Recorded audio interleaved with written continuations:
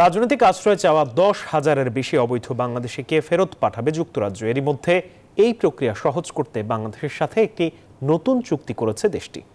এদিকে অবৈধ অভিবাসীদের রুয়ান্ডায় পাঠাতে চলছে ধরপাকড়।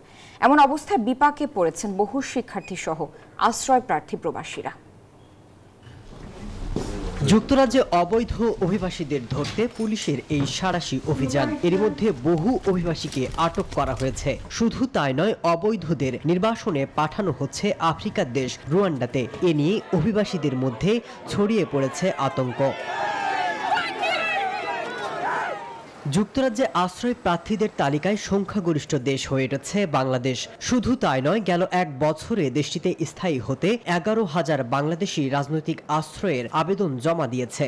যদিও 95% আবেদন খারিজের পাশাপাশি যারা অপরাধী এবং যাদের ভিসার বৈধ মেয়াদ শেষ তাদের ফাস্ট ট্র্যাক পদ্ধতিতে বাংলাদেশে ফেরত পাঠানোর সিদ্ধান্ত নিয়েছে ব্রিটিশ সরকার।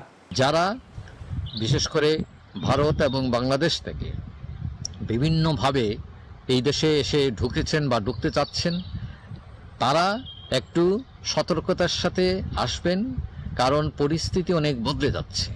সম্প্রতি অবৈধদের ফেরত পাঠানো সহজ করতে বাংলাদেশের সাথে একটি নতুন চুক্তি করেছে যুক্তরাজ্য। চুক্তির অধীনে আশ্রয় প্রার্থীরাই নয়, ব্রিটেনে প্রবেশের পর বাড়তি সময় অতিবাহিত করেছেন তাদেরও নির্বাসনের কাজ সহজ হবে। সেই সাথে অভিবাসী ইস্যুতে বাংলাদেশের সাথে সম্পর্ক জোরদার করার কথা জানিয়েছেন দেশটির অভিবাসন বিষয়ক মন্ত্রী মাইকেল টমিলসন। এরই মধ্যে অবৈধ অভিবাসীদের নিয়ে যুক্তরাজ্য একটি আইন পাশ করার পর অভিবাসীদের সংখ্যা প্রকাশ্যে আসে। যদিও এই আইনের বিরোধিতা করে ব্রিটিশ সরকারের কড়া সমালোচনা করেছে বেশ কয়েকটি মানবাধিকার সংস্থা। মাসুদ রানা, নিউজ 24।